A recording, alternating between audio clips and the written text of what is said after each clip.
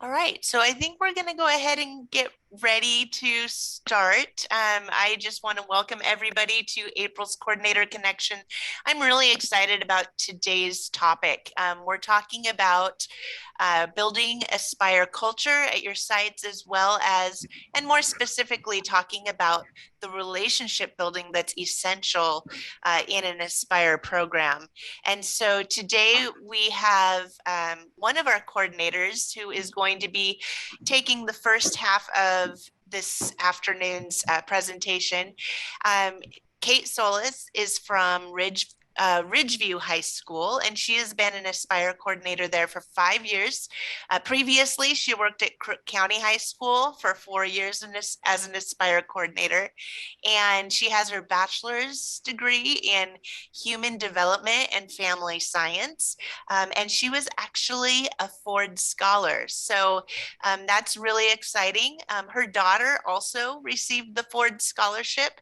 And so she has a lot of background in understanding financial aid and scholarships, and is really excited to help her students at Ridgeview apply for those scholarships as well. So um, Kate, it's, since we talked in the winter, we had a great conversation about your experience as an Aspire coordinator. Why don't you tell me why this coordinator connection topic on building relationships and Aspire culture was important to you? Well, I think the communication aspect of it was interesting to me because coming into the job, things like who do I work with? How do I work with them? What are my expectations? What are the pitfalls? And I wanted to share those things because it's just much easier to build relationships when you know the answers to those questions. And it's a lot, you don't fall into the pitfalls that are there when you don't have the answers to those questions. And I would say that I probably have found every pitfall there is to fall into. And so if I can do anything to help people avoid that or just have some other ideas, I would love to do that because it's easier to build relationships rather than repair them. And so I'm just being honest, you come into with a new position, you come in, you don't know who the players are, and you make mistakes. So that's kind of why I wanted to share and be a part of this conversation. Okay, great. Thank you. So, in the Aspire coordinator role, you found yourself wearing many hats. And I know a lot of our coordinators on the call, as well as just throughout the state, find themselves in that same exact situation. You have lots of hats to wear. You have to interact with administration, you have to interact with staff, and of course, you've got the students that you're serving. So, how have you found ways to develop and build relationships at your school as you've built your Aspire program over the years? I mean, like you said, you've been here for 5 years at Ridgeview High School. Um, I guess it's a two-part question. Um, how have you found ways to develop and build relationships in your program? And then secondly, are there still relationships that you're working on? And why is that? And how do you do that? Okay, well, number one, you said the different hats. There are so many different hats that we wear. So for example, I grabbed some things I did before 11 today. I talked with people from Camp Tamarack. They have 2 feet of snow right now. So we're trying to figure out how to get kids there and how we can be involved in serving them. I had someone come in, they needed to understand more about driver's ed, and their parents are wanting them to work right now. They're 15, and how can I help her do a resume? A young man came in, his FAFSA's not working because he has his parents married and they're divorced, and he's all confused, and the FAFSA's a mess. So we looked at that. Then the Omar from one of our Hispanic students, he has an interview with a Ford. And we sat down and talked about what are we going to do? How can we do this well? I come to find out he has to do it through Zoom. He doesn't have a computer at home, and our Chromebooks block the Zoom link. So all these different things were hitting, and then the ELL teacher came in, and we decided we're going to do a conference on Friday together, and open up. So all these hats, I'm just like, wow, that's all before 11, and that's what all of us are really doing. We're kind of juggling. So I realized I really need to build better relationships, just so I want to have partners. Excuse me. That's going to be awkward if I'm going to cough. It's very dry here in Prineville. The ways I have found to build some of those relationships have been to not assume, for one, that people don't want to know who I am. When I first started this job, I felt very lonely. I felt like I was on an island, and I didn't know, how do I invite people to this island? And how do I get off the island? Because people didn't know what I was doing, what I did. In fact, I will share this. I had a teacher come the first week I was hired. And she sat down with me and she said, I just want you to know that no one's going to take you seriously here, because the job posting didn't say that you needed to have a degree, and it's only $14 an hour. So I just need you to know no one really takes you seriously. And I ended up having quite a relationship with her, a good relationship, because I appreciated her honesty. It was a bit devastating, but I knew what I was needing to push through now. And so she happened to be the business teacher. So she began, that was the first person I began to build relationships with. And I would have the internship coordinator from the outside. It's another thing that we do. We connect with the internship coordinator outside and provide opportunities for kids to work. Well, I would have that person go and speak in her class. And from there, other students started to find out, and teachers found out, and the English teachers wanted to have him there. Then the English teachers, I shared with them, well, I could maybe, provide help with essays. And here are some topics they use with the OSAC. They loved the topics. So the English teachers I began to become more acquainted with. But I had to do the reaching out. That was definitely me reaching out and sharing with them what I did. Also, we had our Avid started up. Now, Avid didn't have, no one talked to me about Avid for like 2 years. So finally, the third year, I kind of pushed my way in and went to the teachers directly and said, you know what, this is what I do, and I would love to be of any service to you. And anything else that you can think of that I can serve you with, let me know. Well, these were new Avid teachers, and they just were like, please, we are lost. We have no idea what we're doing. They just told us this year we're doing this. And not that I knew the responsibilities with Avid, but I just told them what I did do. And so that began to build a lot of relationships. In fact, they now have me speaking to each individual. We brainstormed and thought, maybe you can speak to each child individually. So I have an individual appointment with all the sophomore Avid students. And now that's breaking out into the junior students. Why I've enjoyed that so much is the students, their questions, and the opportunity to get to know them has allowed me then to advocate for them and teach them to advocate for themselves with different teachers, different strategies that they can help them through their classes. I've actually built more relationship with the counselors now, because I had something to share with them directly from quite a few students, and that's helped it to become more of a bridge. Otherwise, I truly was on an island by myself. This is the first year that I've really been able to feel like things are starting to move, that the ships are going by and I'm able to wave. And everybody should hear that that's after 5 years.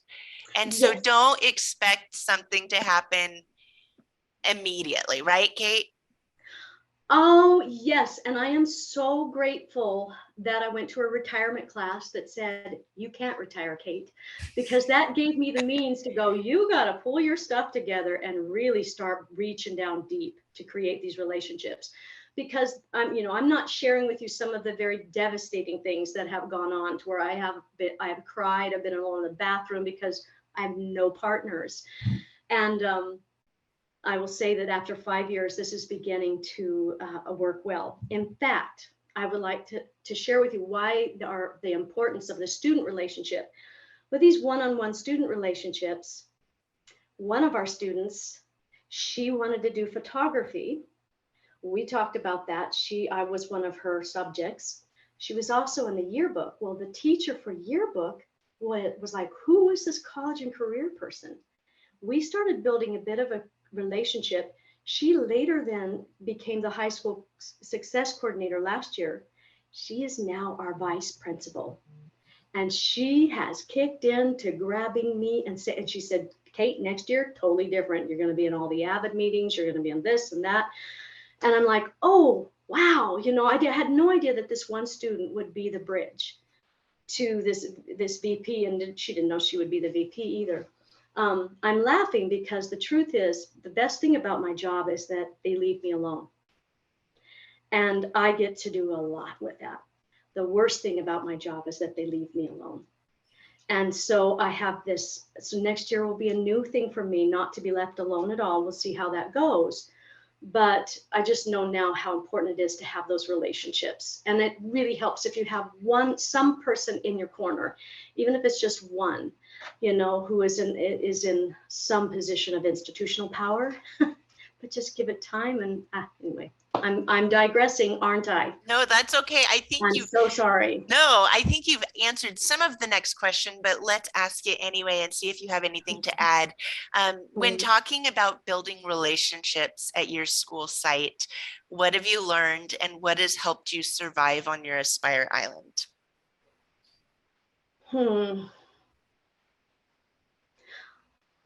I think the one thing I wanted to really emphasize is don't assume they don't want to be in relationship with you. That's what I've learned. I think I was very sensitive because I was alone and didn't have partners. So that really is something that I've tried to reach out and share with people what I'm doing. And I have to do it in unusual ways. I'm not allowed at staff meetings. I haven't been able to do that, even though I've asked and I've shared the agenda with that. I also think one of the other ways, what was the question again? Say it again. Yes. When talking about building relationships at your school site, what have you learned and what has helped you survive? And then the next question, I think you're going into it a little bit, is what encouragement would you give those of Aspire coordinators that you're talking to, new coordinators, and even coordinators that have been coordinators for years? What's some advice that you can give them or encouragement? Okay, so what's helped me to survive is a lot of the other relationships, the college representatives that I've worked with, the Youth Career Connect, because I'm connecting with the businesses outside of the school, keeping those relationships strong that way. And also they have a little bit of pull, finding those people that actually have a relationship with the administration and that will have a relationship with me and be the bridge. That's been really helpful. And often that can come from people like the people I work with Youth Career Connect, or parents and mentors. Parents will often call and have a lot of different questions that I can't really answer.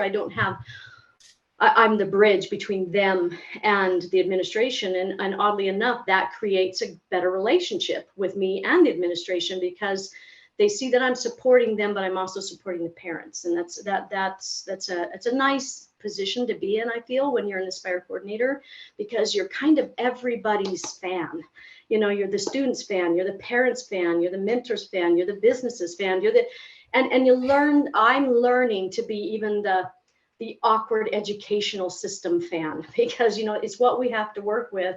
So how do I help the students to network within that framework? And when I first began, I fought it because I wasn't familiar with education, and I'd raised my kids in Australia a little bit differently, different education system, then walked into this one, and it was very frustrating. But when I just started to say, okay, I need to build relationships and I need to understand why they're doing what they're doing. And even though I may not agree with it, now I can help navigate this better. And that does take years to do. I really do believe that takes years, because now I have a respect for all those different players. And I have a lot more grace towards myself when I don't know. And I think one thing I'd like to say is I focus on my strengths. Running events like junior night or senior night, those are not things that are really easy for me. I am great one-on-one. I do really well with that. But since I don't do the junior nights really well, I'm really learning to collaborate with several different people in the building. And we were working together, and I have money from Aspire. So I'm always like, oh, I can help you out with your field trip with the Avid. I can help you out with the ELL teacher, for your conference that you want to do for your Latino kids. I'd love to provide the food. So I'm building these relationships so they come kind of help me where I'm a little bit weaker in my organizational skills. Does that make sense? Did I answer some of it? Yes, that's Okay. perfect. I love that. So as you kind of wrap up your thoughts, what would you encourage? What encouragement would you give to your fellow Aspire coordinators? I did make points here. Um, understand that it is very hard to build relationships in the educational place, I feel, if you're classified. Some of you are not classified, but as a classified individual, I am constantly having to deal with the marginalization of being classified. And I call it, Brene Brown says this, belonging uncertainty. So when I walk with that belonging uncertainty, I get very, very lost, a little negative. So I think just recognize that that's there, but push through it, because a lot of it was it's my own perception. It's not what's really there, and I just need to work through it. Realize it's hard to build relationships. It's normal to feel overwhelmed in this job because you are wearing so many hats, and build upon your strengths. We just talked about that.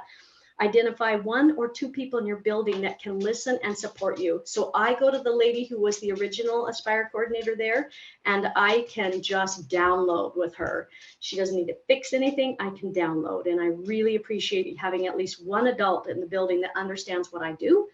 And now that I have 1 person in the administration, she's brilliant. She has been so supportive, and it's just changed. It's been a game changer for me.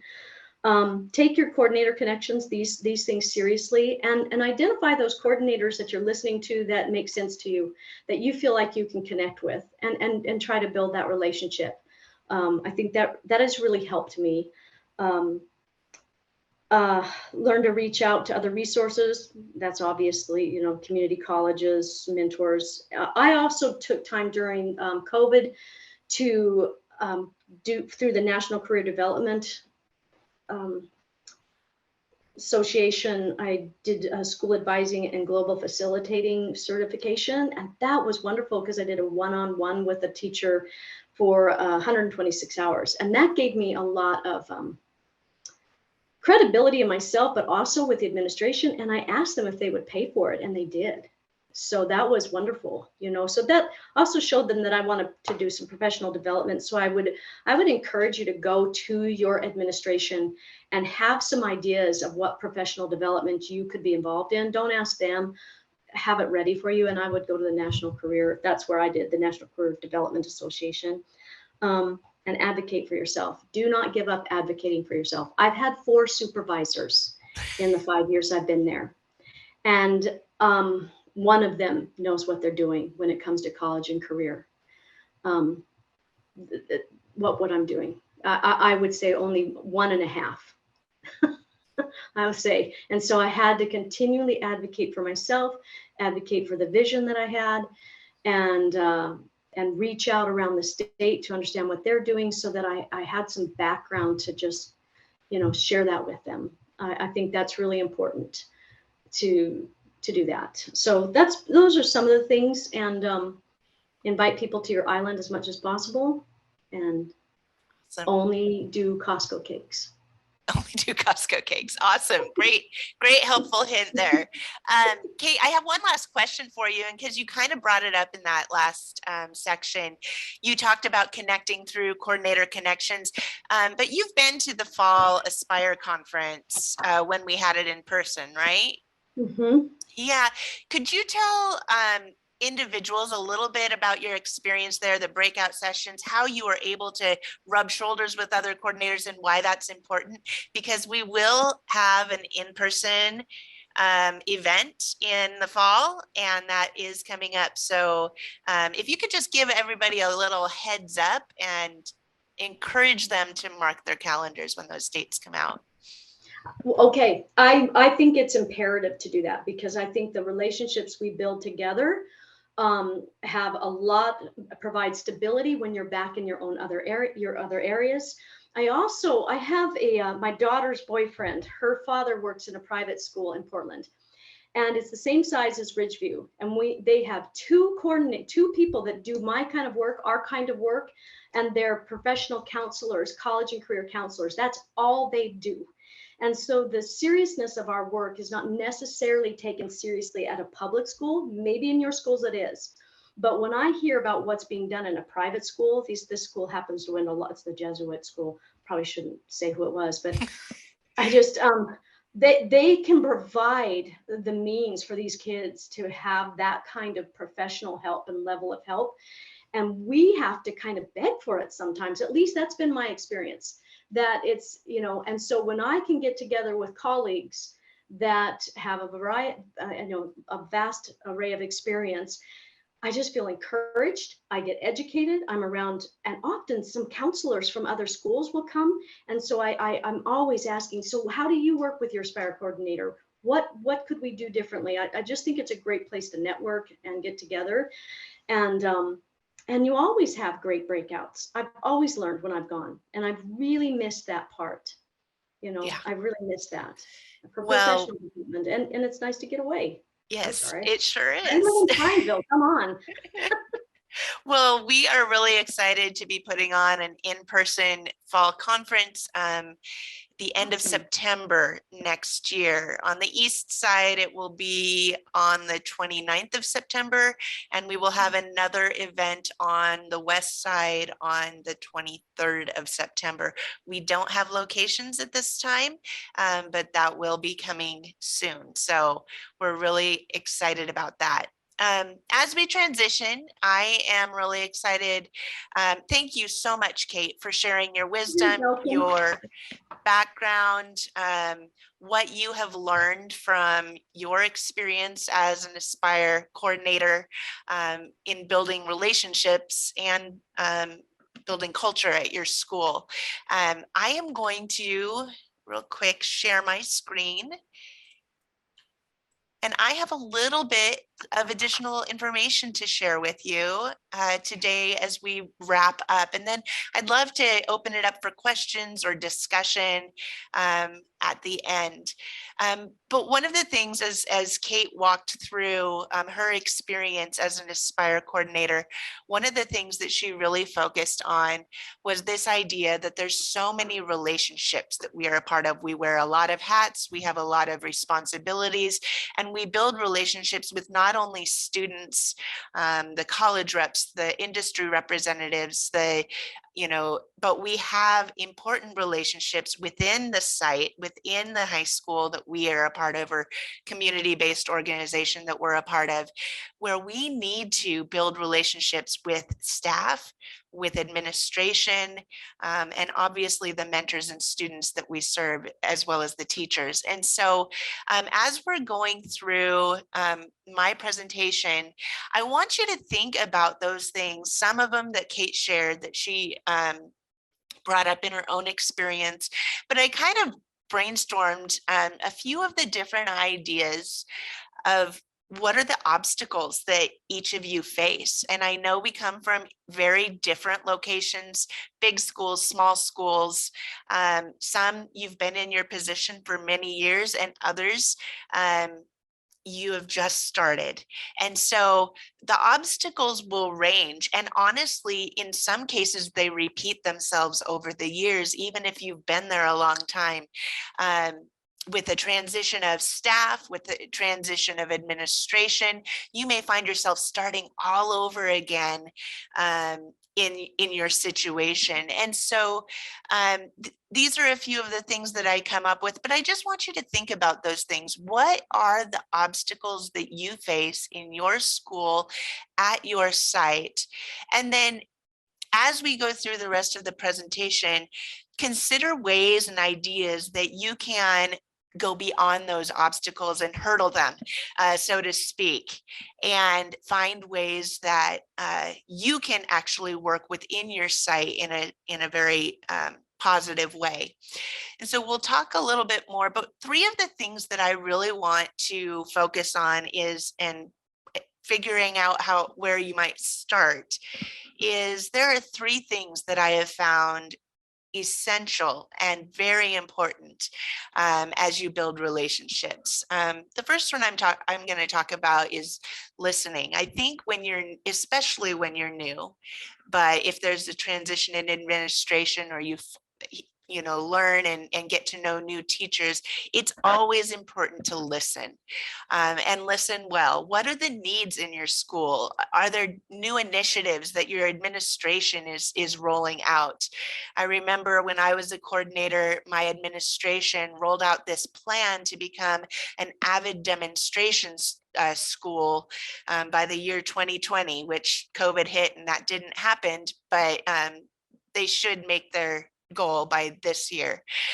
Anyway, but in listening to what that entailed, those initiatives, it affected me and what I did. The college and career piece of that goal was essential. And so I needed to work with administration, with AVID teachers, and others, people throughout the school, to meet their goals and expectations. So you need to really listen well, know what's going on at your school, at your site, at the administration level, and then the initiatives that are, they're kind of rolling out are really important. The other thing that's important to do is to listen specifically just when you're in conversation with teachers. What are their needs? What do they think student needs more of? There's lots of different things that if you just posture yourself when you're in relationship with people, or in connection with people during staff meetings, or things of that nature, where you can just be a good listener, and oftentimes you'll be able to identify areas that you can step into and speak. Whether that's doing a presentation in a classroom because you see or hear a need, or you develop some sort of programming that will fit a certain need that a teacher has. So that's one of the things to think about. Listen well. The other thing is offering help. One of the very first things that I did when I was brand new as a coordinator is I knew that in order to build relationships, oftentimes it's really helpful to offer something in return for that relationship. It kind of builds trust, and if you're giving them something without an expectation of something in return, they will see you as a valid, as an asset to their program. And I'm specifically talking in my situation, I was the counseling team. I was just like, what ways I need to get in with them? They have access to all of these students, and I want to do better at reaching them. So I want to build that relationship. How can I help? And so one of the very first things I did was I went to the counseling team and I just said, hey, is there anything that I can assist you with this year that maybe you've been doing, but it's college and career related, and I can take that over for you? It was early on when I didn't have all of the programming already created, but I was able to ask, and they suggested that I take over a project. In our local community college, we have a program called Chemeketa Scholars.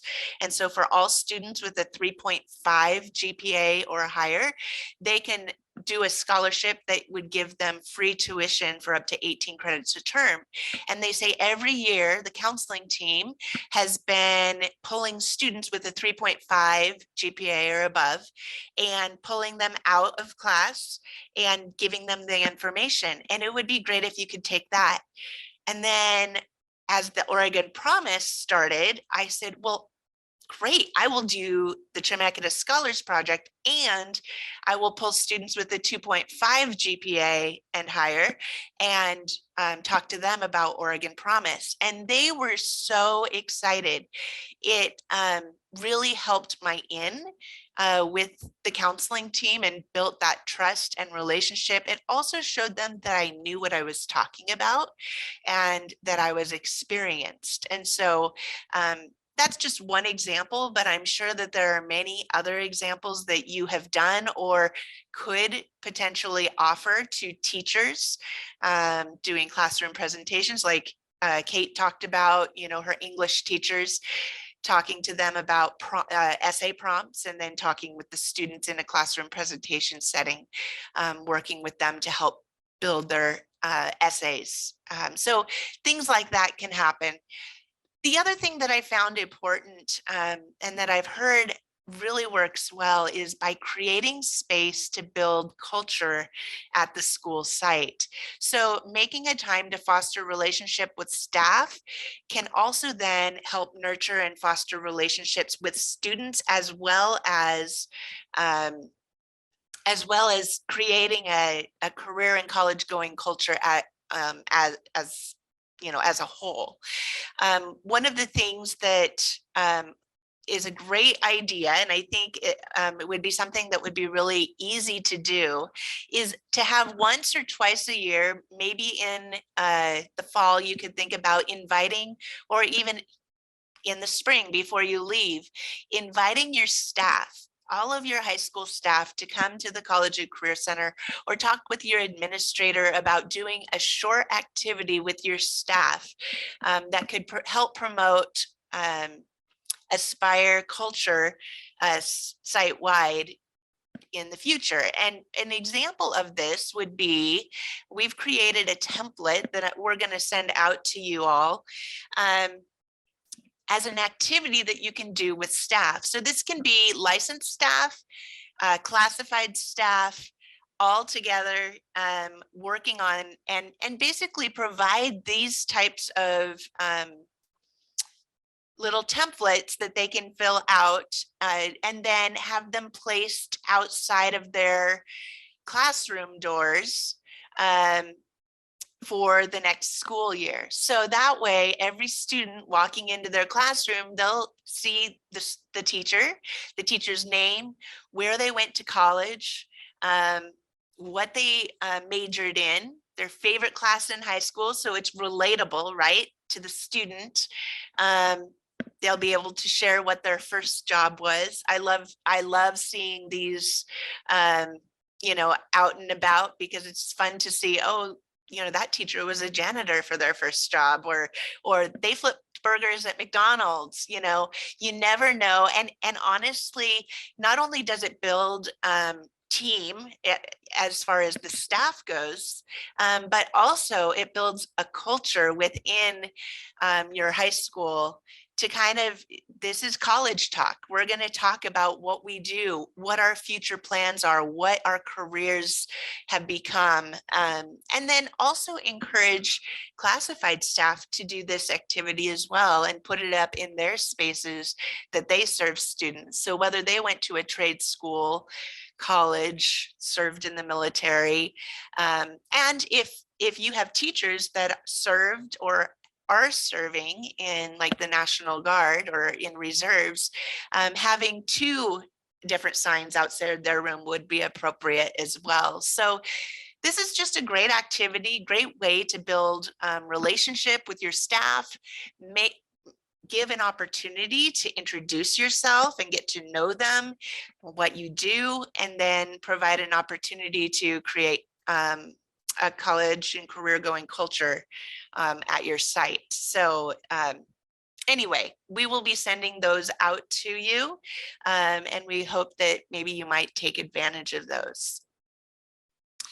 So the other thing that I wanted to talk about is a little bit is, as you think about what changes, programming you want to do, things that you're going to push forward in your vision for your Aspire Center or College and Career Center, one of the things that I think is really important is to ask these questions. You need to understand your situation to avoid conflict and relational barriers that you not even know about. So find out, what is the history? What are the traditions of your school? If you're brand new and every year for the last 10 years, your school has had a senior signing day, and you come in and you say, well, I'm going to do XYZ, that's not the tradition, you might get some pushback. And so knowing that history, what has been done before, and what you want to do, make sure that it's something that that is going to move forward without a lot of conflict or barriers because of something that you didn't know about. So ask a lot of questions. That kind of goes back to the listening phase. But also, who was in the position before you? How did, what, you don't need to say, you don't need to focus on what they didn't do well, but ask questions. What did you like about what so-and-so did in this position? Ask those types of questions, because there may have been something that they did really well that they would like to see continued. And by you not doing those things because you didn't know, they may be frustrated, and it's because they didn't, tell you what their expectation was. But asking those questions ahead of time will kind of limit those problems.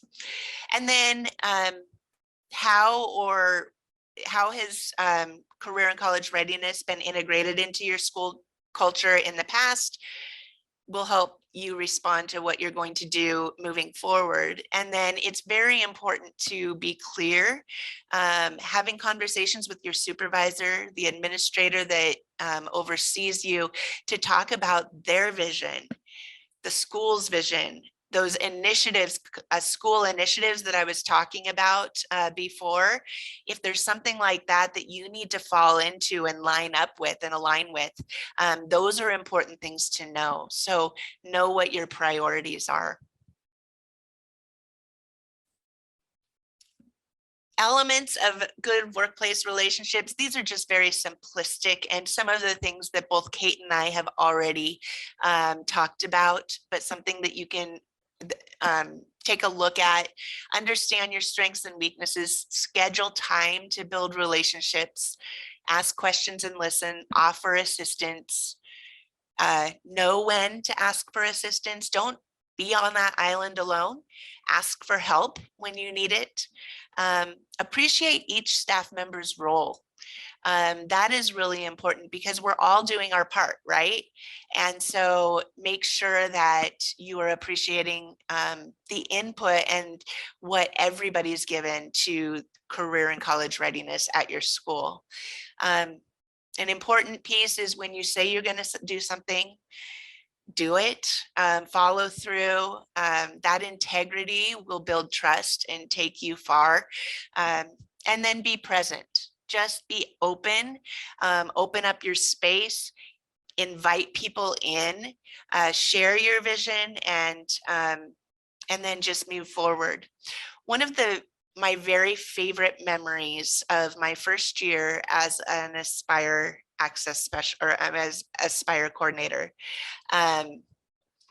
was when I was talking with one of the coordinators at Sprague High School, who had been in the position for quite a while. And she said, Rochelle, whatever you do, start slow to go big. And I'm like, what? I'd never heard that before. But she's just like, just do the things that you need to do, figure out your priorities, and take one step at a time. Start slow to do great things, right? And I think that's what we can all learn as we're building relationships, whether that's in our relationship building with the people at our school site, whether that's with our students building relationships, whether that's the programming and activities that we're planning. We can only take one step at a time and put one foot in front of the other. And eventually we will grow and do more and build better relationships and expand our reach. But it does take time. And so I would just encourage you, start slow to go big as we move forward. Remember that your Aspire Access Specialist who serves you is here for you. And that if you have questions about how to build relationships, maybe you want to brainstorm some ideas about your site with somebody, reach out to your Aspire Access Specialist and let us help you build those goals up and start slow to go big. We would also encourage you to continue attending the coordinator connections, because you can learn so much from each other, as well as the different topical things that we're going to present. And then, as Kate shared, it's imperative, is what she said, to come to the fall conference next fall in September. So mark your calendars. West side, remember, is September 23rd, and the east side is September 29th. We'll let you know when we know where those locations will be, but mark your calendars to come to those events. So as we wrap up, I am curious to ask you, what steps will you take either this year or early next fall to build your relationships? Maybe you've heard something in the presentation today that you want to share and say, hey, I'm going to try that. Or maybe it's prompted another idea that you would like to share with the group. I'd also like to hear from those of you who are further along in this journey, have been Aspire coordinators for a while. What has worked? What has helped you build your relationships? So at this time, I would like to stop sharing my screen and open it up for questions and or comments, discussion, as we move into the next stage. I have started providing snacks of all kinds. I keep a small refrigerator with cheese, provide fruit, provide water bottles for students in need. And it's been interesting because in addition to the hordes of middle school boys who show up, I've had teachers come by and need a little pick-me-up. Had a teacher come by and said, do you have a water bottle for a student who's not drinking enough water? And I said, sure. So in many ways, it's kind of wearing lots of different hats, but it's allowed connections to occur. And I'm seen now, I think, as a bit more of a resource, although not career focused in that way, but it's led to lots of conversations that I wouldn't have otherwise had. I always say food is love. Yes. We are in a similar situation with a rural kind of first generation school district in St. Helens. And you're right about the food, because this is my 7th year. And initially we were doing like FAFSA events and some other things and couldn't figure out why people weren't attending. And it was in the evening, and it's because it was dinner time. And so we did the same thing. We now do FAFSA and floats, and we provide pizza and root beer floats for families to come and complete their FAFSA. And the year that COVID happened was the first year we were going to start providing childcare for families who had smaller children, because we found that to be a problem also. But yeah, as soon as we started feeding them at dinner time, I mean, I think we had almost 100 people come the first year, and I only have 200 seniors. So it was like a huge success for us. That's amazing. Yeah. Any other ways that you've built relationships at your schools? What about with staff? Anybody have other ideas for building relationships with staff or students or mentors? Well, I'll stick my nose in here again, Rochelle. I That's don't fine. want to do all the talking. I schmooze like crazy with office staff. I find out about their kids. I share things that I find at the store. I'll say, well, oh, I found this chocolate covered ginger. Would you like that? Or I found this kind of tea, and share it with the principal secretary. And it's been amazing just to the amount of information that is shared by them just because I show interest. really makes a difference. And I don't go see people unless I have an agenda. I mean, it's not just social. So it's, that connection really does work.